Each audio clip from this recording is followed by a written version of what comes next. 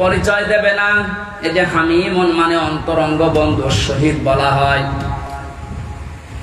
একে অন্যের যখন দৃষ্টিগোচর করা হবে, একে অন্যের সামনে যখন নিয়ে আসা হবে, কেউ কারো পরিচয় দিতে চাইবে না।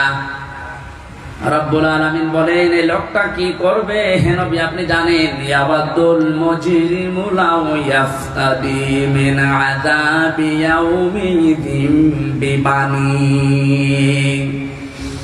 এই লোকটা মুক্তিপণ হিসাবে নিজের সন্তানকে প্রথমে আল্লাহর কাছে বলবে, আল্লাহ এটা দিয়ে দিলাম, আমার এই ছেলে মেয়ে দিয়ে দিলাম, আপনি আমাকে বাঁচান আজকে। আমি আজটা পড়ার পরে মিলিয়েছিলাম আমার ফারিহার সাথে। আমার ছোট মেয়েটা আমি জেলখানায় যাওয়ার আগে 1 বছর বয়স ছিল, এখন ওর বয়স 4 বছর। ওর কথা যখন মাঝে মাঝে মনে হতো, আমি একটার সাথে মিলাতাম যে বিবানি, আল্লাহ কিয়ামতের দিন সন্তান মানুষ দিতে চাইবে মুক্তিপণ হিসাবে, তো এটা তো আমার সাথে মিলছে না। আমি আয়না ঘর থেকে শুরু করে ডিবি অফিসে এই মাটির নিচে গুম হওয়া থেকে শুরু করে জেলখানার এই ফাঁসির কন্ডেম সেলে থেকে বিচ্ছিন্ন ছিলাম, যোগাযোগ কষ্ট পেয়েছি। কিন্তু আমার মেয়েটাকে আমি যে ভালোবাসি এখনো পর্যন্ত, আল্লাহ রসুলের পরে পৃথিবীতে সবচাইতে বেশি ভালোবাসি এখনো আমার ওই ছোট মেয়েটাকে। আল্লাহ নিজে তৈরি করে দিয়েছে। অথচ আল্লাহ বলছেন ফারিহাকেও কিয়ামতে হামজা তুই বলবে যে এটাও দিয়ে দিলাম, আমারে বাঁচাও। এটা আমার বিশ্বাস হচ্ছে না যে না এটা হবে না, এটা হওয়া কথা না। আল্লাহ বলেন শুধু ফারিহাকে না, ওয়াসাহিবাতিহি ওয়া আখি, মানুষ তার স্ত্রী এবং তার ভাইকে পর্যন্ত মুক্তিপণ দিতে চাইবে। ফাসিলাতিহিল্লাতি তওবে, শুধু স্ত্রী আর ভাই না, নিজের জ্ঞাতি গোষ্ঠী যারা তাকে আশ্রয় দিত, প্রশ্রয় দিত, সামাজিক ভাবে, রাজনৈতিক ভাবে, পারিবারিক ভাবে, গোষ্ঠীগত ভাবে যারা তাকে বিপদে পড়লে আশ্রয় দিত, এদেরকেও বলবে আল্লাহ এদেরও দিয়ে দিলাম। এটা আজকে আমি মেলালাম হাজী সেলিমের সাথে। যেভাবে গালিগালাজ করছিল কোর্টে তোলার সময়, কত টাকার মালিক আপনি বলেন তো হাজী সেলিম। অথচ যে গাল আজকে খেয়েছে, যে ডিম খেয়েছে, তাও এতগুলো প্রশাসনের মানুষ পাহারা দেওয়ার পরেও ও আজকে হাউ মাউ করে কাঁদছিল ইজলাসে দাঁড়িয়ে। অত মনের ভেতরে এইটা আসছিল, কি করলাম, যা দুনিয়ায় আছে সব আজকে দিয়ে বলো জজ সাহেব আপনি আমারে শুধু মুক্তি দিয়ে দেন। ওরে কান্নার ভেতরে এই আওয়াজই ভেসে আসছিল। জামিন নামঞ্জুর করে জেলে পাঠিয়েছে। আল্লাহ বলেন জ্ঞাতি গোষ্ঠী ও ফাসিলাতি হিল্লাতি তওবে, এই ফাসিলাতির শব্দের ভেতরে 3টা বিষয় আছে ইবনে কাসিরে। তো ওবের ভেতরে 2টা অর্থ আছে।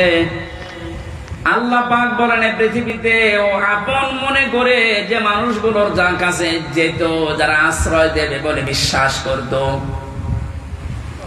এই মানুষগুলোকেও কিয়ামতে বলবে আল্লাহ জ্ঞাতি গোষ্ঠী দলের লোক সব নেতা খেতা দিয়ে দিলাম, আমাকে তুমি একটু মুক্তি দাও। আল্লাহ বলেন এতটুকু না, আরেকটা আছে, ওমান ফিল আরদি জামিআ, ওর দুনিয়ায় যত স্থাবর সম্পদ ছিল, যত সম্পদের মালিক ছিল, সব আমাকে দিতে চাইবে, শুধু বলবে সুম্মায়ুজি, আমি মুক্তি চাই। আমি কি চাই? এটা শুধুমাত্র মনে হয় হাজী সেলিমের জীবনে, আমাদের জীবনে এরকম সময় আসবে না। এক কথা বলেন, প্রত্যেকের জীবনে অপেক্ষা করছে। আমি আমার ফারিহাকে, আমার স্ত্রী তামান্নাকে, আমার ভাই নেই, আমার বোন আছে ওনাকে, আমার জ্ঞাতি গোষ্ঠীর 100 জনের 98 জন আওয়ামী লীগ করতো, এখন পুরা পাল্টিয়ে গেছে। এখন বলছে আমরা কিছু করি না। এই পর্যন্ত না, আমার যত সম্পদ আল্লাহ দিয়েছেন, আমার বাবা আর আমার সব, আমি একটা একটা করে আল্লাহকে আমি দিতে চাইবো। শুধু বলবো আল্লাহ তুমি আজকের এই কঠিন দিন থেকে আমারে বাঁচাও। আল্লাহ দিনের পরিচয়টা একটু দিয়েছেন কোরআনে, ফাকাইফা তাত্তাকুনা ইন কাফারতুম ইয়াউমা ইয়াজআলুল ওয়ালদানা শিবা। হে নবী, কিয়ামত আমি কেমন ভাবে বানাবো জানেন? যুবক মানুষ কিয়ামতের দৃশ্য দেখে বিদ্ধ হয়ে যাবে। ঢাকাবাসী একটা মানুষ বুড়ো হয়ে যায় কখন? 60 বছর, 70 বছর, 80 বছর সময় লেগেছে, কিন্তু এমন দৃশ্য সালসালা আল্লাহ নিজে বলছেন আমি বানাবো। আমার মতো হামজা 32 বছর বয়স, সঙ্গে সঙ্গে সেকেন্ডের ভেতরে বুড়ো হয়ে যাব। এই কঠিন ময়দানে আল্লাহ ঘোষণা দেবেন কাল্লা, কখনো না, কখনো না। যতগুলো দিতে চাইলে মুক্তিপণ একটাও নেওয়া হবে না। ইন্নাহা লাযা, তোরে আমি লাজাই দেব। কোন জায়গায়? প্রশ্ন আসতে পারে লাজা কি? এখানে যারা আছে আমরা অনেকেই জানি জাহান্নাম 7টা, জান্নাত 8টা। আমি কোরআনে কারিমে পেয়েছি লাহা সাবাতু আবওয়াব লিকুল্লি বাবিম মিনহুম জুজুম মাকসুম। সূরা হিজরের 44 নম্বর আয়াতে আছে আল্লাহ পাক বলেন জাহান্নামের দরজা 7টা। যে যে অপরাধ করবে আল্লাহ তাকে ওই দরজা দিয়ে ওই জাহান্নামে প্রবেশ করাবে।